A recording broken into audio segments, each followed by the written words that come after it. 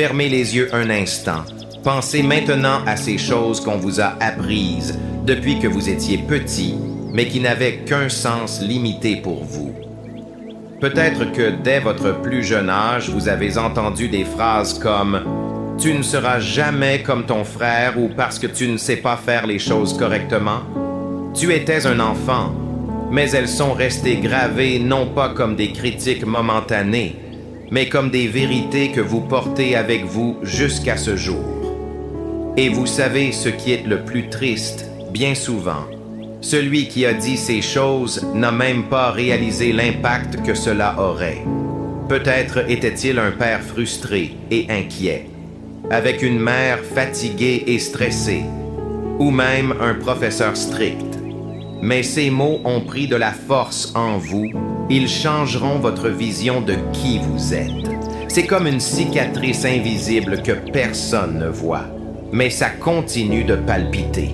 Chaque fois que vous essayez d'avancer, vous vous sentez incapable. Maintenant, laissez-moi vous demander, combien de fois vous êtes-vous retrouvé à essayer de prouver à tout le monde que vous étiez assez bon? S'épuiser, aller au-delà de ses capacités, juste pour entendre des félicitations. Et peut-être que cela n'arrive jamais. C'est comme courir sur un tapis roulant, se pousser jusqu'à la limite mais ne pas avancer. Ou peut-être avez-vous appris que vous devez plaire à tout le monde pour être aimé. Combien de fois avez-vous étouffé ce que vous ressentiez ou caché ce que quelqu'un ressentait vraiment, juste pour ne décevoir personne? Peut-être avez-vous grandi en entendant que l'amour était assorti de conditions. Si vous vous comportez ainsi, je vous aimerai. Si vous répondez à mes attentes, alors vous en aurez assez. Si vous faites cela, vous obtiendrez cela. Écoutez, cela vous a peut-être fait croire que l'amour est quelque chose qui doit être gagné, que vous ne valez quelque chose que lorsque vous faites plaisir, servez ou placez les besoins des autres avant les vôtres. Et avec le temps, on se perd. Te regarder dans le miroir et ne plus savoir qui tu es, parce que tu as passé toute ta vie à essayer d'être celui que les autres voulaient que tu sois. C'est tellement injuste, n'est-ce pas? Parce que l'amour de Dieu n'a jamais été comme ça. Il ne vous aime pas parce que vous faites tout correctement ou parce que vous ne répondez pas à certaines attentes. Dieu t'aime, mon fils, parce que tu es qui tu es. Il t'a vu te former. Il a vu chaque détail de ton être avant même que tu existes. C'est dans le psaume 139, versets 13 à 16.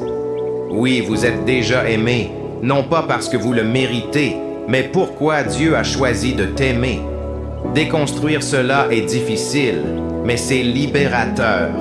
Admettre que vous avez appris de mauvaises choses sur vous-même fait mal. C'est comme arracher une racine qui a été enterrée pendant des années. La force exigeante laisse des traces. Mais la beauté de ce processus réside dans ce qui vient ensuite. Un sol propre prêt à recevoir les graines de vérité, d'amour authentique, de but. Lorsque vous désapprenez ces mensonges, selon lesquels vous devez être parfait, que vous devez plaire à tout le monde, vous faites alors de la place pour grandir. Alors vous commencez à vous voir comme Dieu vous voit, quelqu'un d'unique, précieux, plein de potentiel, et vous savez quoi?